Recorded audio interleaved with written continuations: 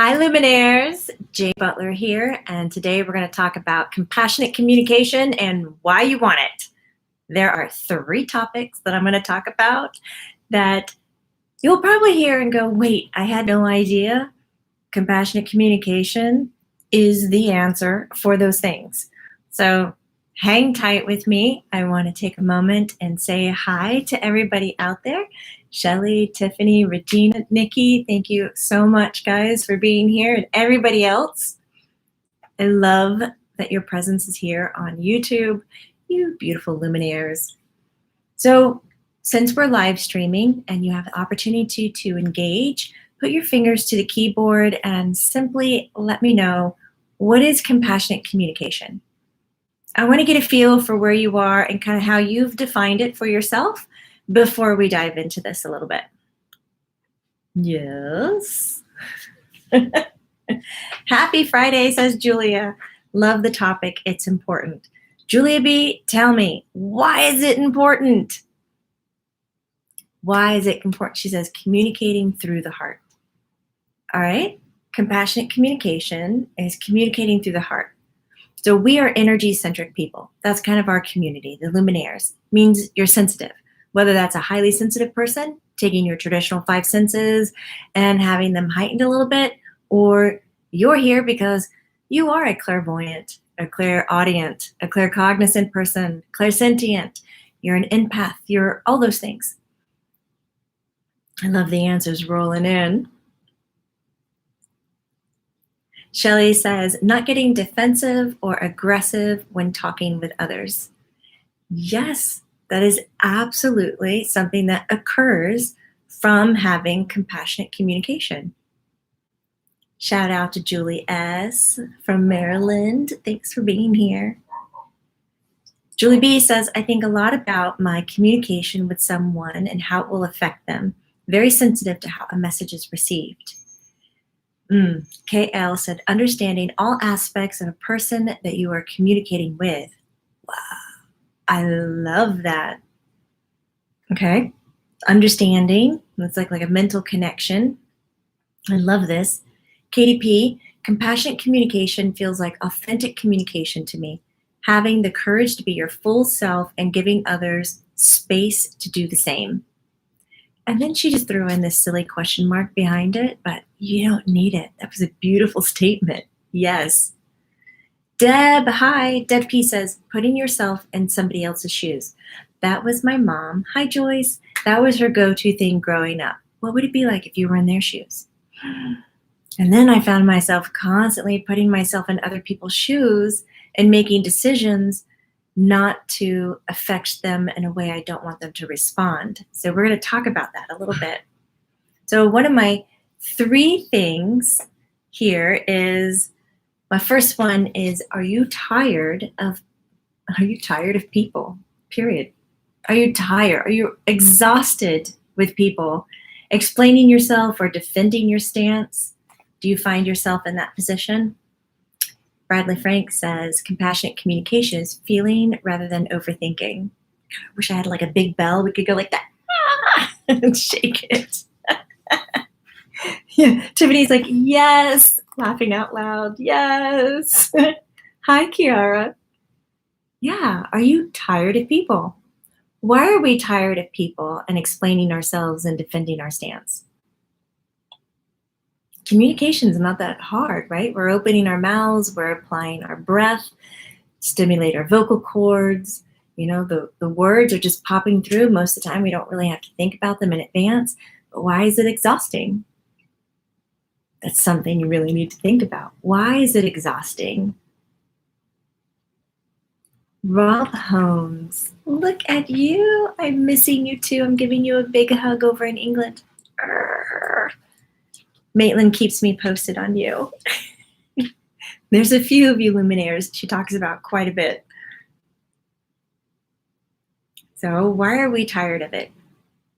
So often when we're energy sensitive and we're in a conversation with someone, just kind of how Deb was saying, that little phrase maybe we grew up with is put yourself in their shoes. So we end up responding or sharing ourselves and who we are in a way to manipulate the response that we're about to receive. It could be because we're worried about what we might hear. Maybe we're afraid of it. Maybe they're not going to like us. Maybe we don't know how to handle critique or judgment from others. Maybe we take that too much to heart or value that more than who we are. So we sacrifice who we are to give out to that person or to that world, your environment, your situation, that what we think they're looking at us for. And we're not being really authentic to ourselves. Or when we find ourselves needing to defend who we are, no, that's not right, I said this, then we're obviously in a situation where our needs aren't getting met, but we're not taking the time to figure out what need it is, what's happening, what's the disconnect, and we're just putting more words into it and pushing. Words are energy, so we're just pushing energy on it, hoping they'll take it and detangle it and understand it perfectly the way that we meant for them to understand it. Duh. You have to throw the duh in there as well. But it might not really work that way. KL says, I can see so much potential in people and I get tired when they don't see it. That is a real deal with us energy sensitive people. We can have a deeper insight in somebody without them sharing that. And then we can observe the choices that they're making, undermining them, playing the victim, sabotaging themselves. And we're just like, oh, why? So then you have to decide, where are your boundaries? Are you that person's teacher? Is it your responsibility? No, it's not. No. No is a complete sentence. Let's say it again. No, you are not responsible for them. What you are responsible is the way that you're communicating yourself or expressing yourself out into the world. But you're not responsible in the way that they perceive it and receive it. And you're not responsible for their care. Not unless they're asking for you to be in that position for them.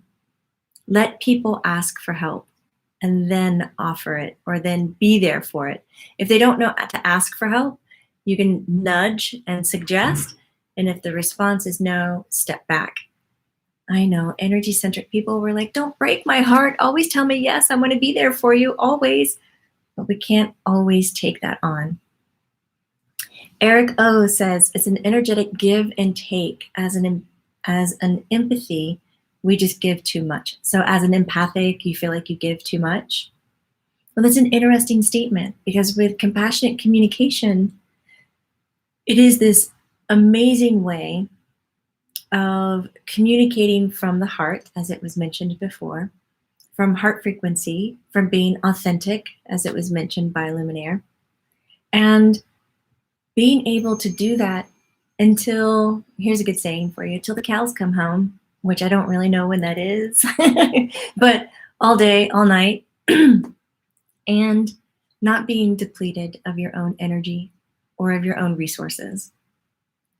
There's something really powerful about being authentic and vulnerable. It's almost like your satellite dish of being a compassionate person, where you're able to pick up signals on your satellite dish, which is your body, from others that are by you or not even near you, or situations, and collect all that information.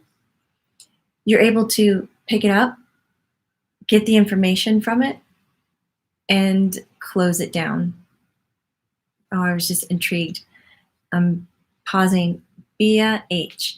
We all got to live and let live and love unconditionally as much as you can. Respect. We all have our own thoughts and ideas. We can only control our own lives unless they ask you for help. Yeah. I mean, that's the way we roll. We're all part of the same cloth. But going back to being an empathic person, you can pick up on all the information and you can give as much as that you want, even if you feel you're overstepping your own boundaries and giving too much. with compassionate communication in use. It's not really a technique, it's like a lifestyle, such as Buddhism is not a religion, it's a way of being. So compassionate communication is not so much a tool, but it is the way of communicating, or a way of communicating. I like to say the way, though. In studying it for the last 6 years now, gosh, time is getting us. 6 years, it has mended parts of my soul that I couldn't get into or reach into, physically, psychically, energetically. I didn't know how much I had stacked my experiences or my emotions on top of each other and built a belief system based on this bottom piece down here, this bottom experience I had, being a kid or a teenager. I would peel away these layers and I thought, oh, I peeled away a few, I got to the core of it.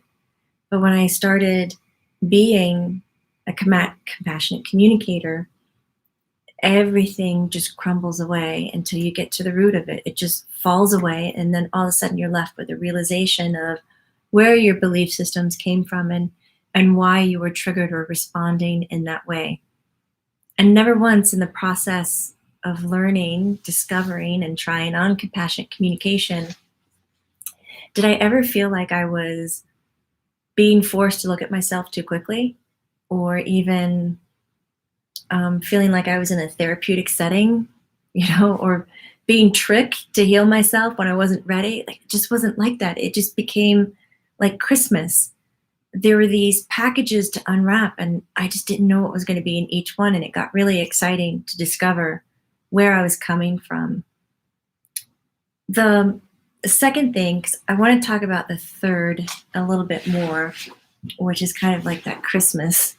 But the second thing, if you want to feel more connected to life, do you want to feel more connected? I mean, do you sometimes feel like you're you and you're an individual, even though you have the belief system that we're all one and we're all connected to one? Shelly Ham, thank you so much for the financial love. She says, thanks for bringing up topics that make me think. Thanks for bringing your positive energy. It always brings up my energy. Thank you, Shelly. Squeezing you. Thank you. Oh, Tara, do you have any books that you would recommend? Yes. And with if this is resonating with you and you want to learn, saturated by it some more, I'm doing a free class on. Can you post the link over? Join that, and we'll be talking about certain techniques, things that you can take home immediately and use, like body intelligence, self-compassion, and I'm going to get into compassionate communication, the core of it, why speaking from your heart is better. And thank you so much, Colleen. And then we're also having a 6-week series that I'm co-teaching with Dr. Adeza. She's an MD doctor, specializes in positive psychology, and she's a life coach. So she's going to be teaching the whole self kind of mindful aspect of it, and I'm going to be pairing that by hosting classes based on compassionate communication. I'm mentioning this, Tara, because I'm going to base my 6 weeks on the book. I wanted to see if I have it here. I normally have it everywhere. I give it away like by the tons. It's called Nonviolent Communication by Marshall Rosenberg. If you have my Amazon storefront link, Colleen, post the Amazon link. I have a recommended book list, and it's sitting right there. Nonviolent Communication by Marshall Rosenberg. So we'll be using that book. So even if you can't get to the class, or you're just not class kind of a person, grab the book. Like, please, I'll advocate for everybody to read this. It has great exercises in it. He writes very down to earth, and plus there's a ton of material on YouTube. Look for Nonviolent Communication. Amy, Casey, thank you so much for the financial love. Thank you so much. I love the rainbows, making my heart all warm. I just signed up for the series now. So Tiffany, oh, thanks. I really feel like it would help me. Super excited, much needed.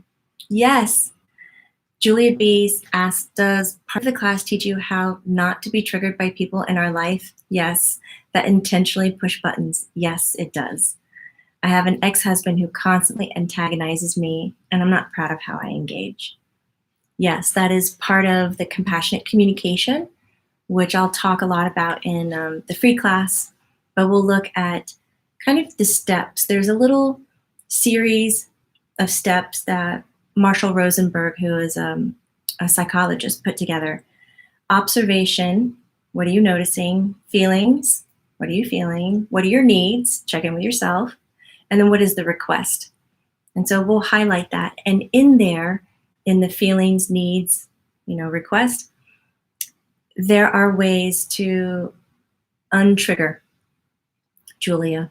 And so when we get to that class in the series, we will linger quite a bit on being untriggered. And we'll also look at flare-ups, being angry. Because angry is not negative. Anger is an emotion, and it's to be honored. So compassionate communication is not about let's only value the happy, good things that we want to define ourselves bad and ditch all these other ones. No, it is a whole self approach. And that's what makes you feel so heard and seen and strong and okay, like internally okay. So getting back to, do you want to feel more connected to life? Because this compassionate communication, speaking from the heart, allows you to be extremely authentic.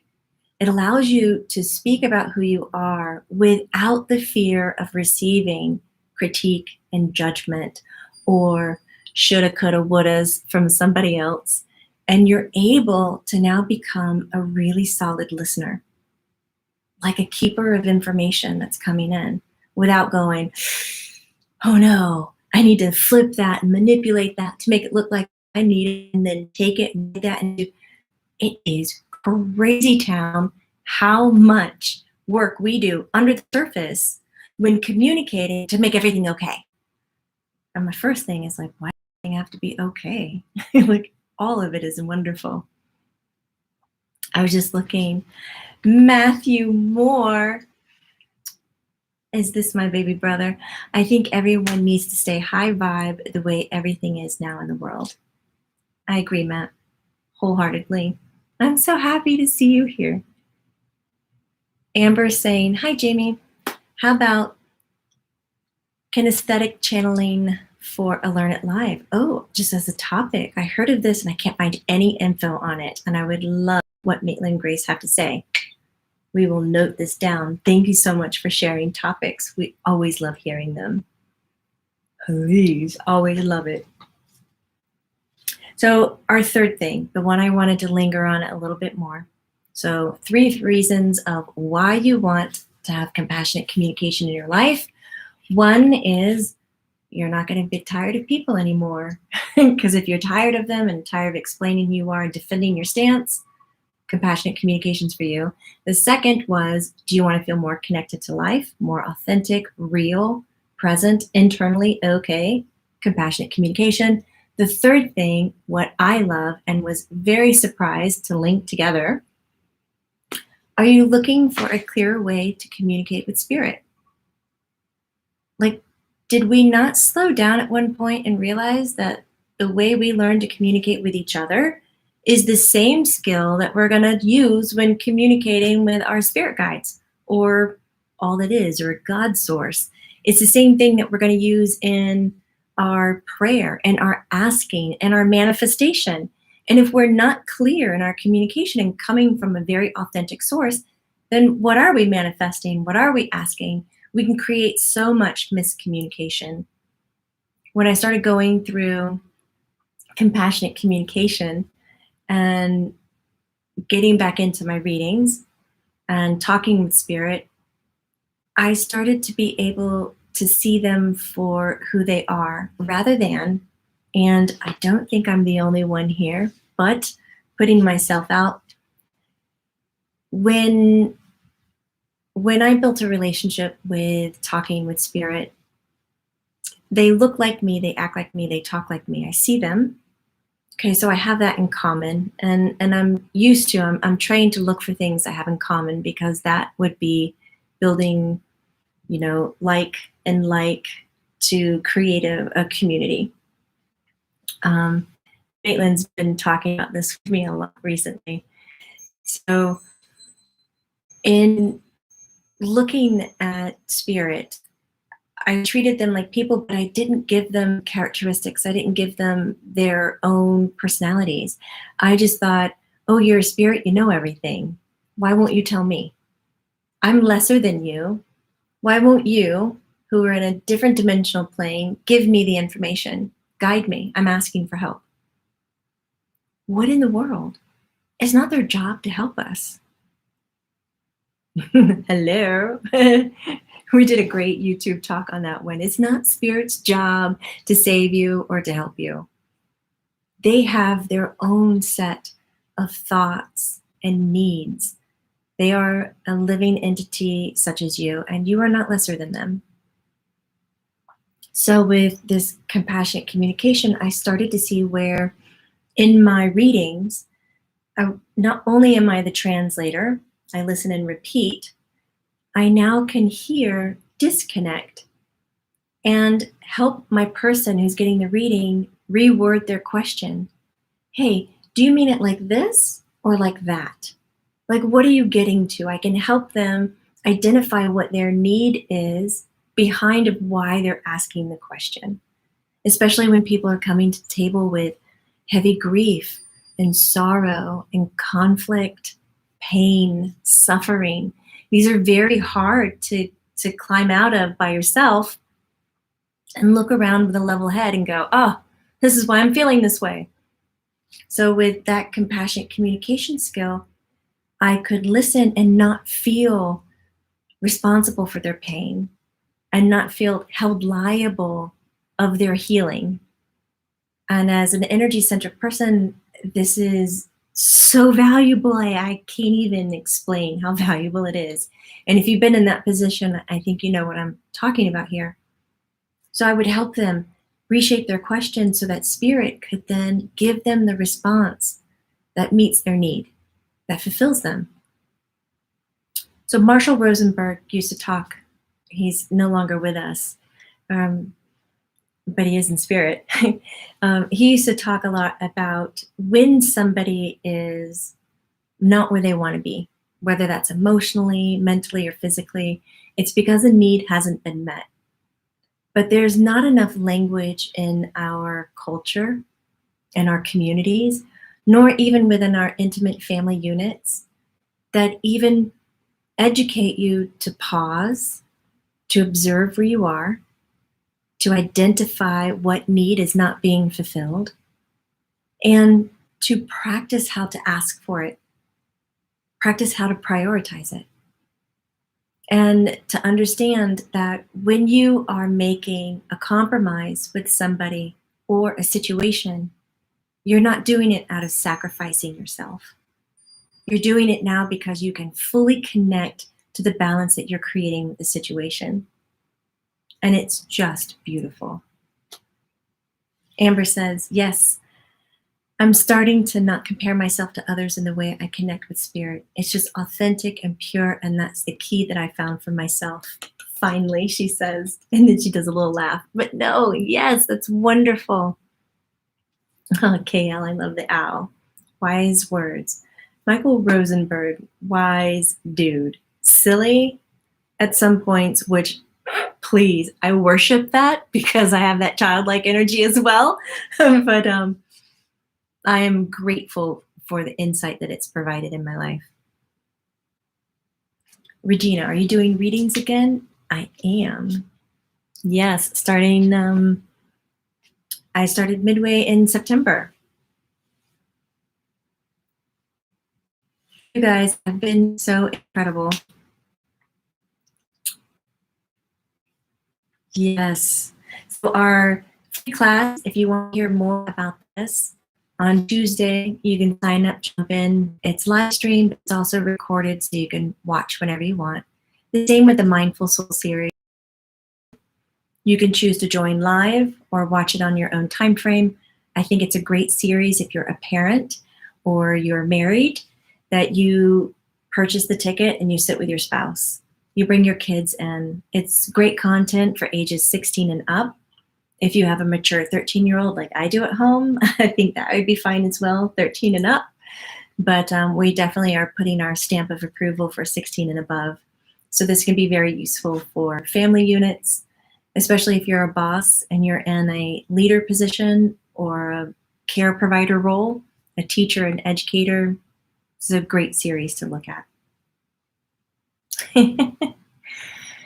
I'm looking forward to being in the class, but you're going to hear a lot about compassionate communication when in my mentorship. So my mentorship is starting back in January. It's where I take 10 to 12 people who apply to spend 10 months with me. So it's almost a full year in 2022, where we will take your business, energy-centric business, build it from scratch, look at your needs, launch your business socially with social media. We'll do interviews. It's really a wonderful journey. I give you a reading every month, so that's 10 readings. I also offer you another service with another healer or practitioner so that you can see how they work their sessions. But throughout the whole thing, we look at compassionate communication. We go through page by page, Marshall Rosenberg's book, and we look at, what are you saying? What are you energetically manifesting? What words are you choosing? Do they really meet your needs? Are you saying what you really mean? A lot of us just talk because we need to talk. I remember when learning compassionate communication, I got the quietest I've ever been. And I thought I was broken because I like to talk. And so that was a little scary, but it all worked out for its best. Oh, thank you, KL. You're going to register. Yay. Regina, I want to do that one day. Oh, the mentorship. I'd love to have you in the mentorship. We do classes every other week, and you do case studies with each other where you do your work and you hear feedback. So then you get to peer into somebody else's work style, energy-centric work style, whether that's with, artistry, like Crystal Desai, who was with us last time. She does incredible artwork and puts her energy into it. It is stunning. And over to Samuel Thomas, who does tarot readings and shadow work. I mean, it just expands. Dr. Brooke was with us in a mentorship, and she does acupuncture and healing techniques and can do medical mediumship. There's so much happening in the mentorship, but it's really for anybody who wants to be an entrepreneur in an energy-centric business offering. That is the bottom line. So if that's you and you're interested and you enjoy compassionate communication, this mindfulness, all of that is embedded in the 10-month journey. Oh my gosh, KDP, that would be so incredible. She's like, I'm already looking at it. Let's feel so down to it. Yeah, it's over on our website, jamiebutlermedium.com. On the main page, in the header, it just says JB Mentorship. Click it, and it'll give you the whole layout of what the 10 months is doing. We read books together, we hang out, we create a chat thread on WhatsApp, and we just chat down for 10 months. We just get into each other's life and support each other. It's fun.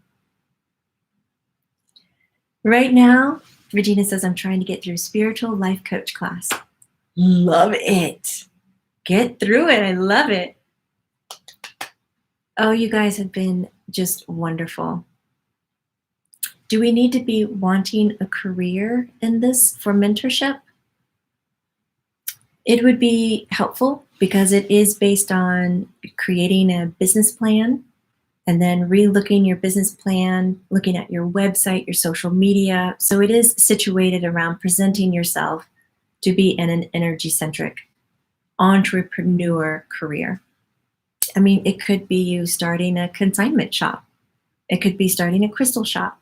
It doesn't have to be a reader or a healer or a psychotherapist or a life coach.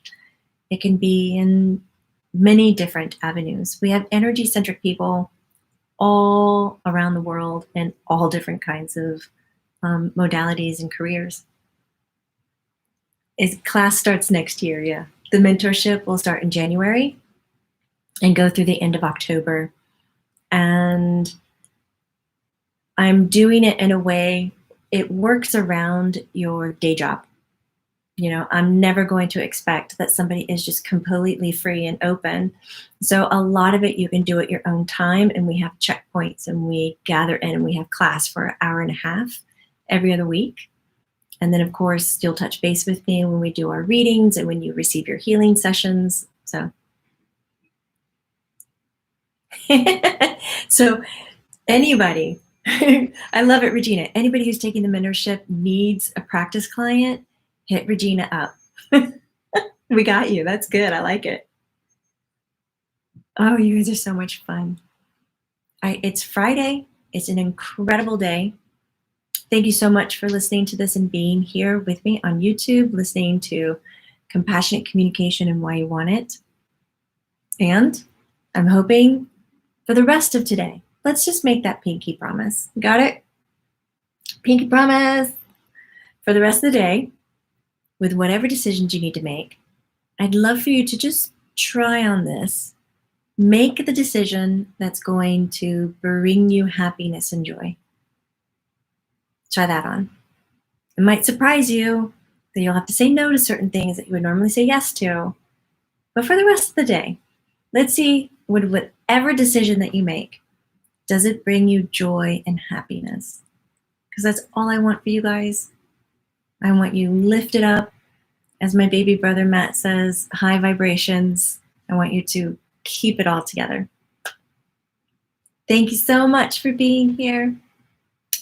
Take care. Have a great weekend. Bye, guys.